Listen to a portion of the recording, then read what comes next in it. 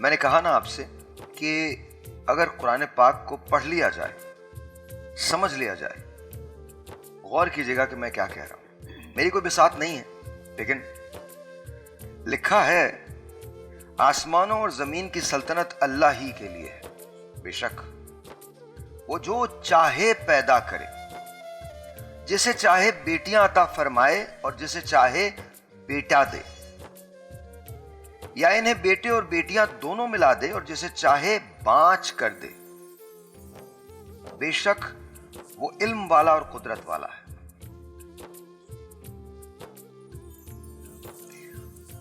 اب جب یہ میں نے پڑھا تو میں یہ سوچ رہا تھا، عرصے سے ہمارے ہاں وہ خواتین جن کے اولاد نہیں ہو سکتی، ان کے بارے میں کیا کچھ کہا جاتا ہے. اس کے بعد ہم بخششوں کی امیدیں کرتے ہیں. لوگوں کو تکلیفیں دے کے ہم یہ سوچتے ہیں کہ ہماری بخششیں ہو جائیں گی. کیا منہ لے کے جائیں گے؟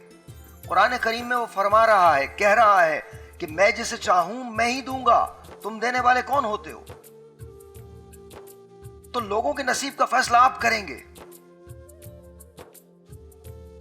کبھی جھگڑا اس بات پہ ہے کہ ایک عورت ماں نہیں بن سکتی، تو کبھی جھگڑا اس بات پہ ہوتا ہے کہ بیٹا نہیں ہوا.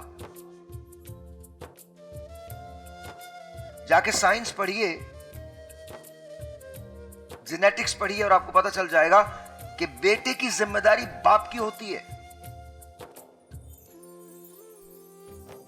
عورت کی نہیں ہوتی، ماں کی نہیں ہوتی.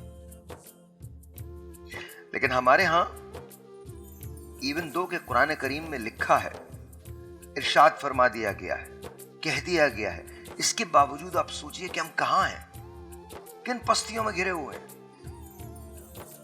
جب یہ تلاوت کلام پاک ہو رہی تھی تو میں یہ سوچ رہا تھا، بے خبری کی زندگی ہے ہماری. اس سے زیادہ بے خبری اور نہیں ہو سکتی کہ ہم قرآن کریم کو پڑھ کے نظر انداز کرتے ہیں، نعوذ باللہ من ذالک، بھول جاتے ہیں. لکھا نہیں ہے کیا یہ خدا کا فرمان نہیں ہے؟ یہ اسی کی کتاب ہے، آپ کے لیے اتری ہے، آپ کی سمجھ، آپ کی ہدایت کے لیے اتری ہے. چلو یہیں ایک بار لگا لیتے ہیں، آج کے بعد اس کو سن کے آگے بڑھا دینا کہ خدا را یہ اللہ تعالیٰ کی رضائیں ہیں، اس میں عورتوں کو سزائیں مت